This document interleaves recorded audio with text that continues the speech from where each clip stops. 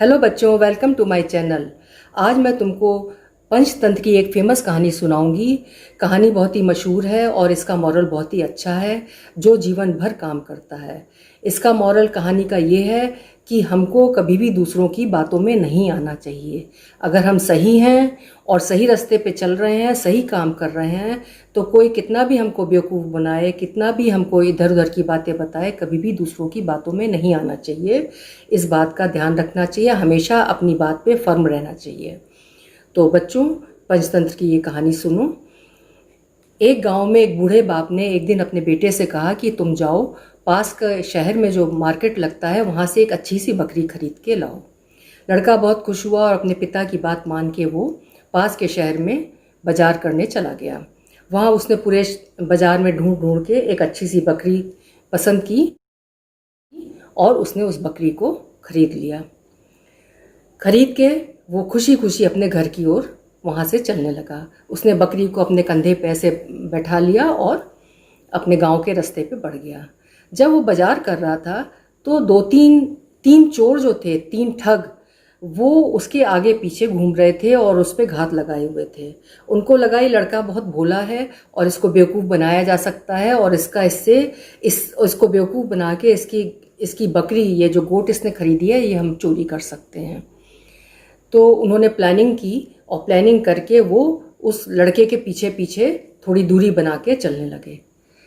और थोड़ा जब लड़का आगे बढ़ा, शहर की भीड़ भाड़ से जब थोड़ा आगे बढ़ा जंगल की तरफ, उसका गांव थोड़ा जंगल के पार था, तो एक चोरों में से एक चोर आगे आया और उसके बगल में धीरे धीरे चलने लगा। जब लड़के ने पलट के देखा तो वो आदमी बोला, अरे भाई राम राम, और तुम ये कुत्ता लेके कहाँ जा रहे हो? और कुत्ता हो वो भी तुम अपने कंधे पे लेके जा रहे हो?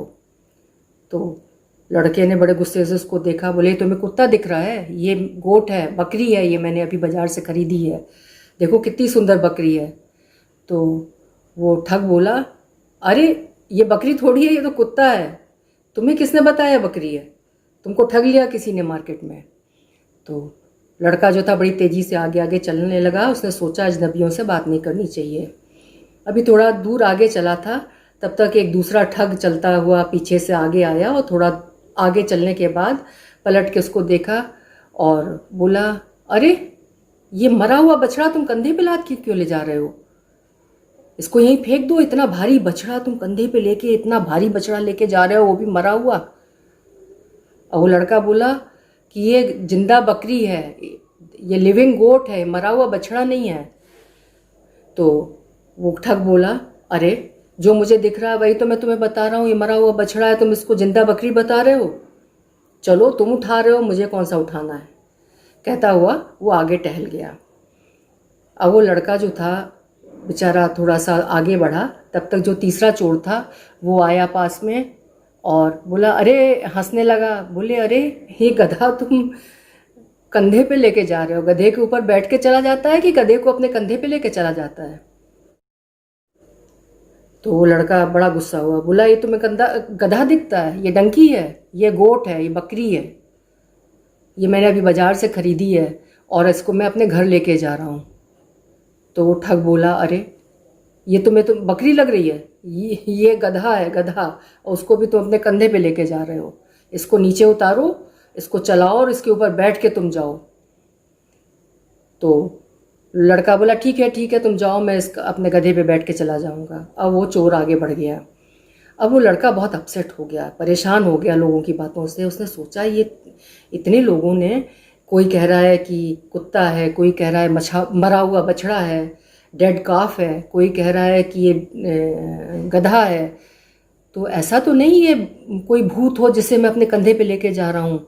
वो बार बार अपना रूप बदल रहा है, किसी को वो मरा हुआ बछड़ा दिख रहा है, किसी को कुत्ता दिख रहा है, किसी को गधा दिख रहा है। अब तो ये जैसी बात उसके दिमाग में आई, वो डर गया और डर के उसने इतना घबरा गया कि उसने वो बकरी अपने कंधे पर से उतारी और जंगल में जोर से फेंकी, ये सोच के ये तो भूत है मेरे कंधे पे, और दौड़ गया अपने गांव की तरफ। तेजी से दौड़ता हुआ अपने गांव की ओर भागने लगा। अब चोरों की तो चाल सफल हो गई थी, वो तो ये चाहते ही थे। और जब वो लड़का भाग के अपने गांव की तरफ चला गया, तब उन्होंने वो बकरी पकड़ ली और बकरी लेके अपने घर चले गए। तो बच्चों, ये कहानी का मॉरल तुमको समझ में आ गया होगा। जो हमें बेवकूफ़ बनाते हैं, जो हमें धोखा देते हैं, वो इस तरह बातों में बहका के हमें बेवकूफ़ बना के हमारी चीज़ को हड़प लेते हैं। कहानी तुम्हें ज़रूर पसंद आई होगी और इस मॉरल को हमेशा फॉलो करना। मेरे चैनल को सब्सक्राइब ज़रूर करना, लाइक भी करना। Thank you very much.